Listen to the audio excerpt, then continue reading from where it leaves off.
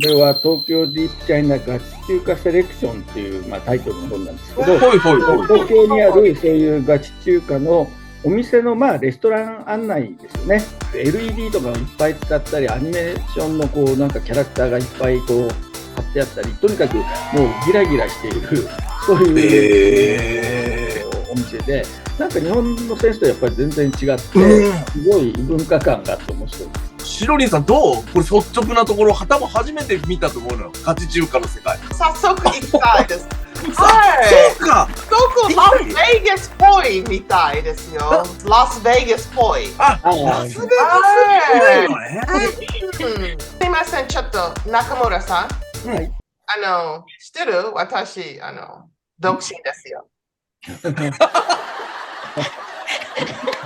何を言ってるんだよ、あなたは。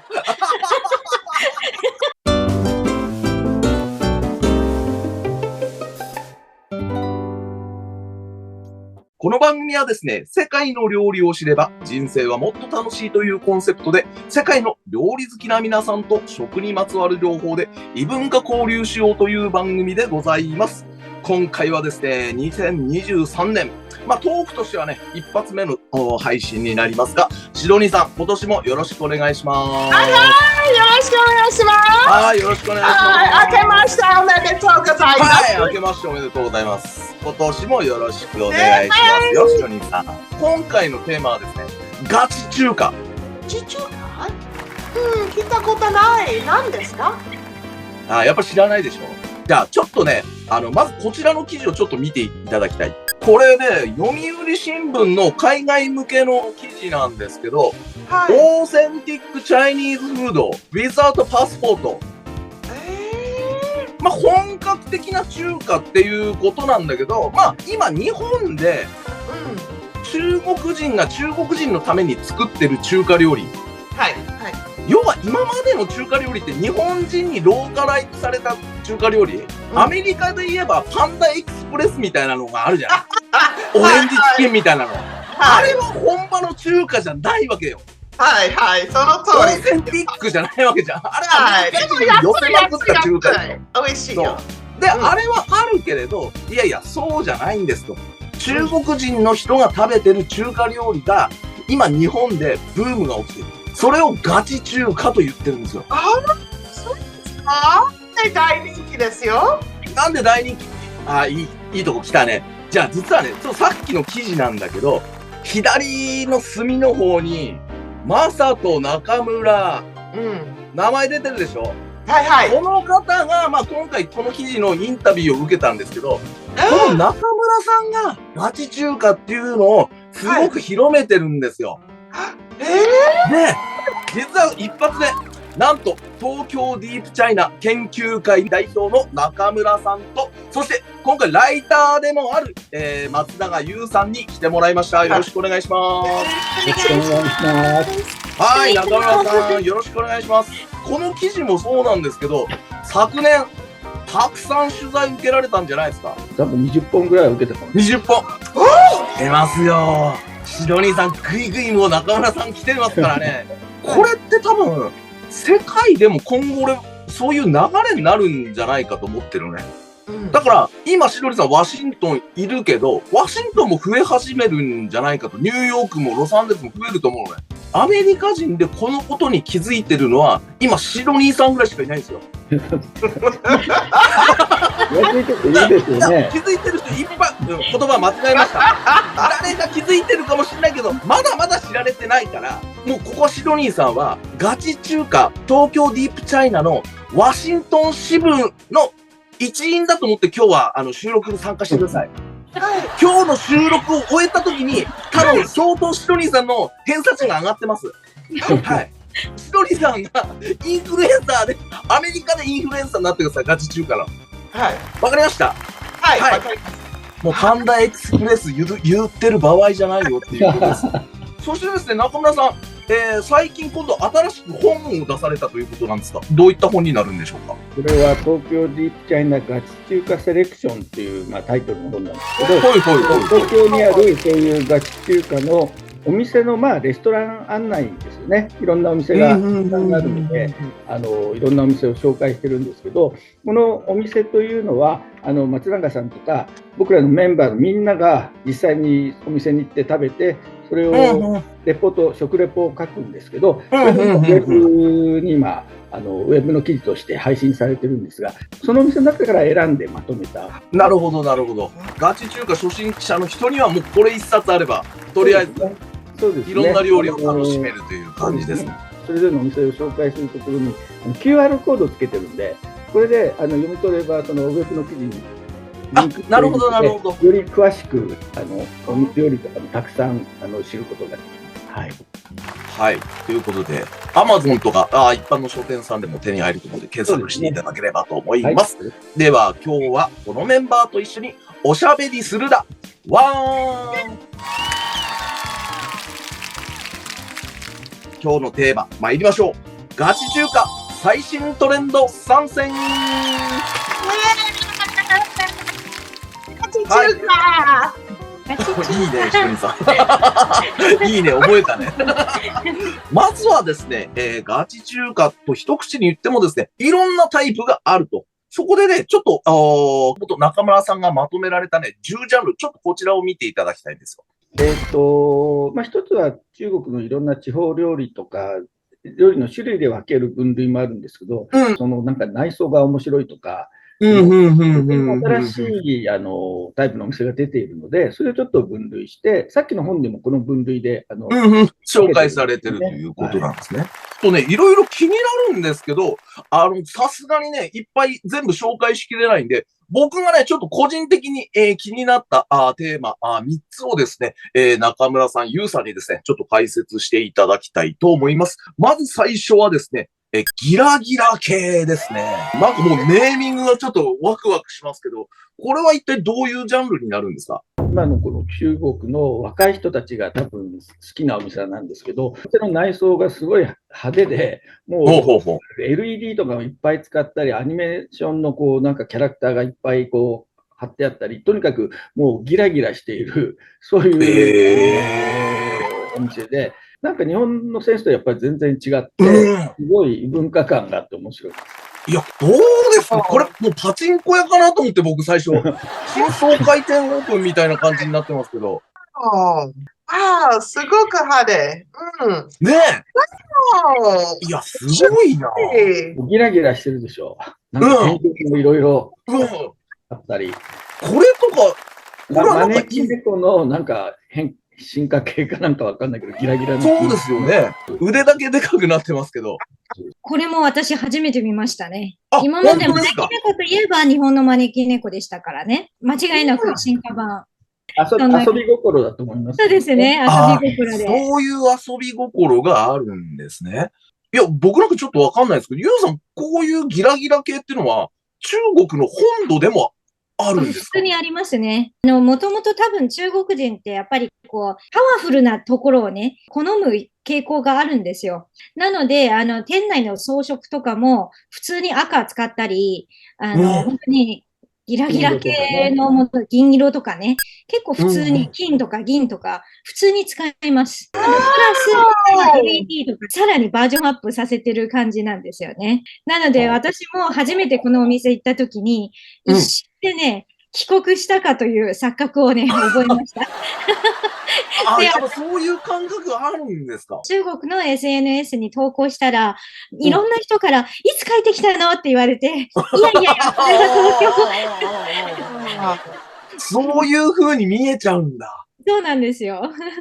いやいや、シロリンさんどうこれ率直なところ、多分初めて見たと思うのよ。ガチ中華の世界。早速行きたいです。そうか。どこラスベガスっぽいみたいですよ。ラスベガスっぽい。ラスベガスっ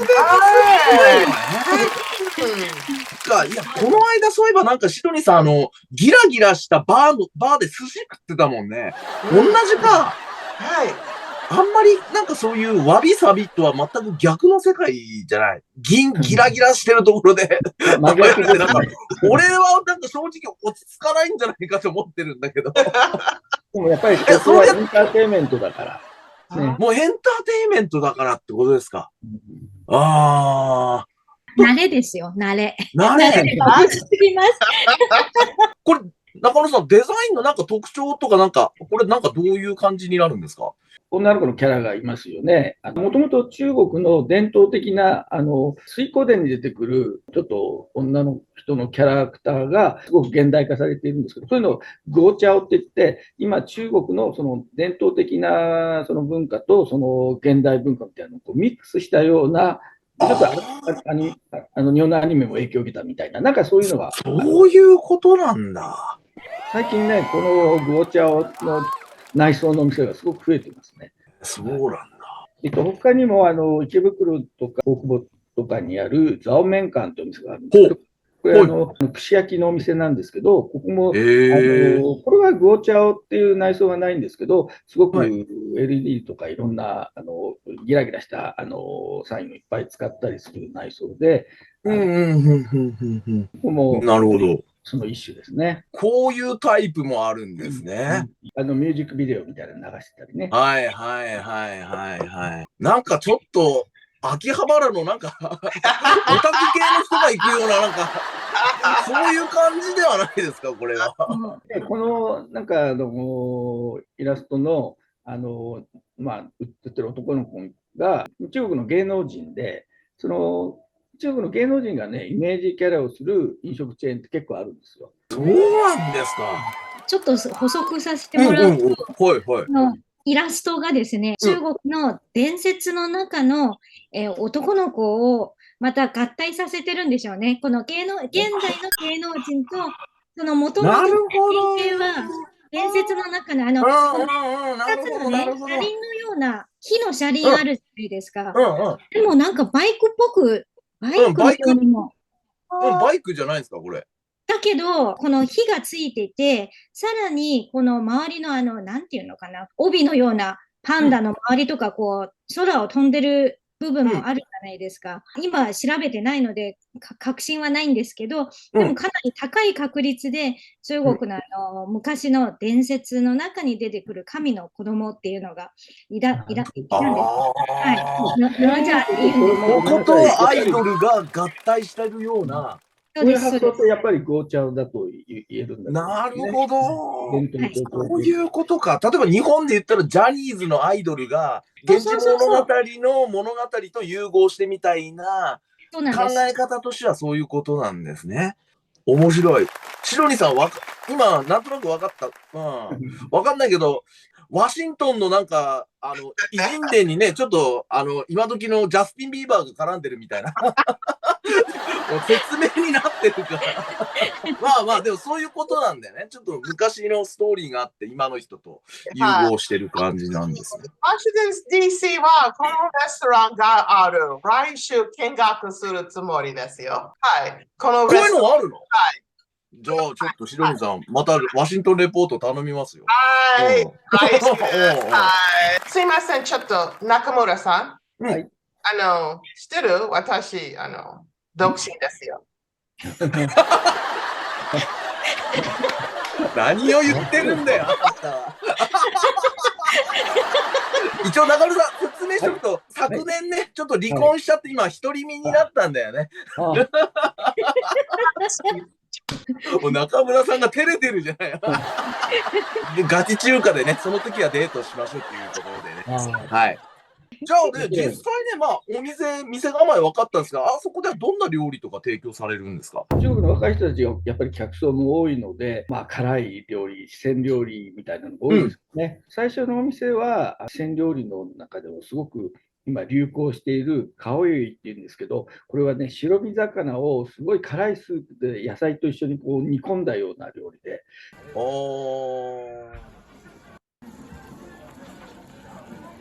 ずいぶんなんか大きい魚に見えるんですけど、ナマズが結構売りなんですよ。かなり辛い感じのやつなんですね、これは。辛さってだいぶ調整できるみたいですけど、店は。でもすごい美味しそうだな。何の材料ですか？何入ってる？ナマズ。ナマズわかる？ナマズわかんない。キャットフィッシ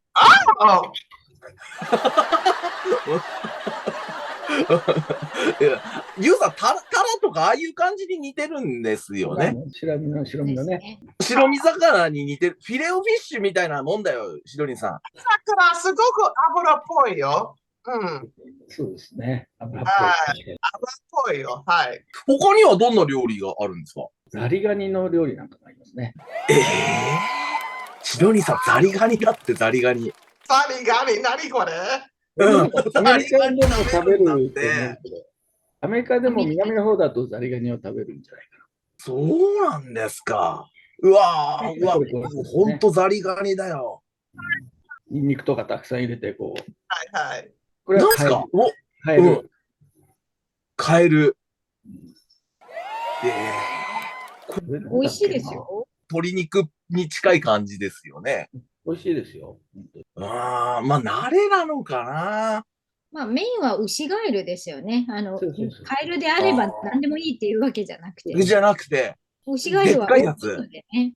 ちなみに日本だとあまり喋りたくない人と、上司と一緒に食べるときは、カニを食べればみんな無口になるっていう牛になって皮むくから、中国ではね、ザリガニを一緒に食べるとみんな無口になる。やっぱそういうことになっちゃうの。そうそう。食べたことあるこの魚のザリガニ？ザリガニ？エビじゃないの？エビとザリガニ全然違うよ。はい、全部、シェル、皮はい、全部食べる、そのまま。はい。本当？硬くないですか？勘違いできるようなものもちょっと見当たらないけどね。そう。でもね、味は本当にエビとそんなに変わらないくて美味しいです。ああ、そうなんだ。なるほど。わかりました。はい。じゃあ、ギラギラ系としては一応こういうことを若者とか割とターゲットにしながら出してるということですね。続いてですね、気になるのは外食チェーン。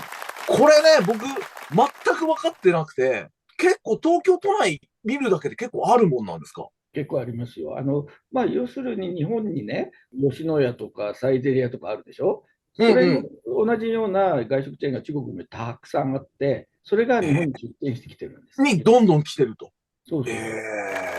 これいつぐらいからあるもんなんですか？2008年とかその頃なんですけど、蒙古鍋のチェーンとか来たんですけど、たくさん来るようになったのはやっぱりここ4、5年ぐらいですかね。ここ4、5年ぐらいなんですね。外食チェーンとしてすごく有名なのは、海底浪費鍋って東京にもチェーンあるんですけど、すごく中国でたくさんあって、海外にも相当出店してますけど、日本以外の国も。で、それは本当に火鍋のチェーンとして有名なんですけど、最近はちょっとそういうのとは違うんですけど、ここに出てくるのは、剣豪商という店で、まだ日本には一つしかないですけど、高田馬場なんですけど、これも火鍋のチェーンなんだけど、ちょっと面白い、鍋が普通半分に分かれるんですけど、そうじゃなくて、2種類食べられる。これにちょっと中国の前でお茶をスープにするんですけど、また最初に唐辛子とか、花椒っていう中国の山椒だったり、いろんなものが入っていて、真ん中はね、トマトスープでちょっとほんのり甘くて。これがトマトスープになるんだ。で、外側がさっき言ったちょっと辛いスープなんですけど、ここにお茶を入れて、それがスープになるんです。これ水に見えるけどお茶なんだな。うわ、辛そうだな。ね、どうですか、シドニーさん、これ。ちょっと。何ちょっと、お尻が心配になっちゃう。ちょっと辛いすぎみたいですよ。辛いスープは好きじゃないですよ。本当？そうだと食わず嫌いじゃないの、シドニーさん。ね、実は僕もね、あんまり辛いの得意じゃない。そうなんですか？ダメですよ。ダメなんですか？意外だな、中村さん大好きなのかと思ってた。ほどほどがいいです。そうなんですね。でも最近すごい辛いのが食べられる日本にも増えてますよね。いや、僕もやっぱちょっと慣れてきましたね、食べてて。ここに周りにあるような羊の肉だったり、豚肉だったり、キノコだったり、いろんなものをで食べるんですね。なるほど。あと何ですか？鴨の血とか、そういう豚の脳みそとか、なんかちょっと変わったものも出るんですね。中国ではそういうのを火鍋の具材としてそういうのね。鴨の血ってのがちょっとよくわかんないんだけど、ゆうさんわかります？大好物で。鴨のレバーじゃなくてですか？鴨の血を固めたものになりますね。もうね、そういうの人ならみんな好きですよ。はい。煮込んでも形崩れることなく、豆腐ではないけど滑らかですごく美味しいんですよ。あとお味噌なんかも、私の友人の日本人の方が駐在から帰ってきて、もういろんな店食べ歩きしててね、ある時、脳みそと出会った時はもう絶叫してました。これが食べたかったっていう、やっぱりね、通の人は本当にわかります。白子あるじゃないですか。はい。白子にもちょっと似たような感じになりますね。そうなんだ。なるほど。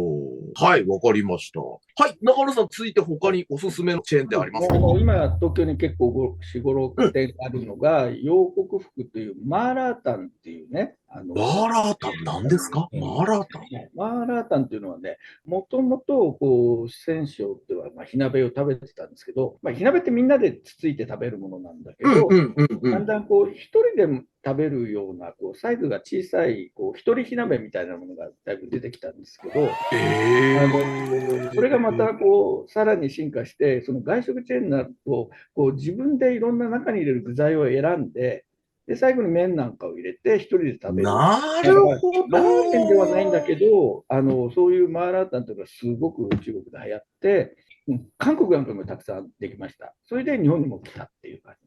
ここでこうやっていろんな具材、肉とか、なんかつゆみたいなのとか野菜とか、もういろんなものを自分で選んで、このお店の場合はね、傘でね、いくらみたいな感じで、透明のボウルに食べたいものを入れて、それが何グラムでいくらみたいな。そこにも鴨の血がありますよ。これが鴨の血だ。確かになんか、なるほど、なるほど。これが鴨の血になるんですね。それで、お店の方でこう、辛いスープで作ってもらって、配膳されてくる。なるほど。これシドニーさん、これはいいんじゃない？出来上がり。はい。好きですけれども、でもちょっと。何どうしちゃったの？何引っかかるの？何引っかかるの？その顔は何引っかかってんの？どうしたの？食べ放題の方がいいと思います。食べ放題？体重なるほどね。そこまでじゃない。なんで体重チェックするって、なんでお金いくらでも払えば食べ放題だけど。お金払えばね。誰も止めないから、どうぞどうぞっていう。誰も止めない。このお店は池袋とか高田馬場とか上野とかにあるんですけど、最近渋谷にもできましたよ。そう。いや、まだまだなんかね、勢い的には伸びそうな感じですね。なるほど。これはね、すごい中華版のファーストフードとも言われていて、いろんなところでこのチェーン店があるんですよ。自分のチョイス次第で、実は結構健康的な食事にもなります。なるほど。野菜を多めに入れればヘルシーだし、肉系たくさん入れればタンパク質ね、取れるし。スープもベースは本当にお店ごとにね、特徴があって、だからバーガーといえばモスバーガーの人もいれば、マックがいいっていう人がもう分かれてるように、マーラータンだったら私はなんとかかんとかっていうチェーン店が、なるほど、なるほど。そういうのは中国の中ではあるわけですね。そう、あるんですよ。面白いな。いいな。これね、ごまだれベースのところがやっぱり多いから、結構美味しいんですよ。これは皆さん、お箸使う？同じの。一人自分の分しかないから、そう、みんなとシェアしない。シェアしない、個人用。中村さん、一緒にシェアする？いや、だから一人で食べるの。一人で食べるよ。そういう店なんだから。交換すんなよ。シトニーさん、早く戻ってきて。したら一緒に食べられるよ。面白いな。はい、わかりました。はい。はい、ありがとうございます。最後にですね、気になってるのがですね、中華風バーベキュー&カラオケバーというジャンルなんですが、これはどういうことですか、中村さん。日本では大体カラオケボックスが主流で、実はまあ中国も多分アメリカなんかもそうだけど、こうミュージックバーみたいなステージみたいなところがあって、みんなで歌ったりするじゃないですか。そういう中国のカラオケが結構今いくつかできてるんです。そんな感じで結構なんだろう、僕今、日本でいうスナックみたいなのイメージしてたんですけど、違いますね。違います。こうステージがあって、ちゃんと歌を、多分中国人のなんか留学生の子なんかわかんないけど、歌ってるんですね。で、みんなで歌ってるの聞いてるんですよね。だそこはスナック的な感じなんだけど、でも明らかにスナックじゃないですね。うん。で料理もいろんなものが食べられるから、そう。さっきのザーメン館と一緒で、なんかやっぱり串焼きがね、こうビール飲んだりとかっていうの。飲んでっていう感じなんだ。ねえ、シロニさんどうですか、あそこで一曲歌うみたいな、そこで男性とデュエットするみたいなこともいいんじゃない？面白い。面白いよね。いいよね。川流れるよう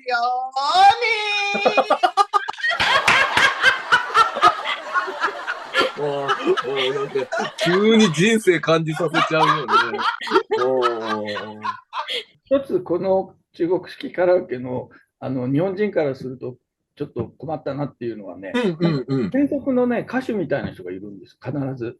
専属の歌手みたいな人は。それでね、別にプロなのかアマチュア、ちょっと分かんないけど、その人がね、ずーっと歌ってて、なんかお客さんが歌いたくてもなかなか歌えないで。歌わせてくれよって。そういうことにもなってるんですね。歌いに来たのにって。そう。面白いですね。はい、わかりました。いや、ちょっとね、今日、ほんのね、一部だけ今日紹介してもらったんですが、まだまだね、ガチ中華トレンド、今もう多分本当にどんどん変わってるっていう感覚でいいんですよね。そうですね。ちょっと今日紹介したのは、ね、変わり種が多いですからね。かなり変わり種。そうじゃないね。スタンダードのところもある。それね、東京ディープチャイナ、こちらのね、ウェブページにね、情報載ってますので、皆さんこちらアクセスしていただければと思います。では、今日はお三方ありがとうございます。またね、引き続き、やっていきますんで、皆さんよろしくお願いします。今日はこの辺で、皆さんさようなら。バイバイ。またね。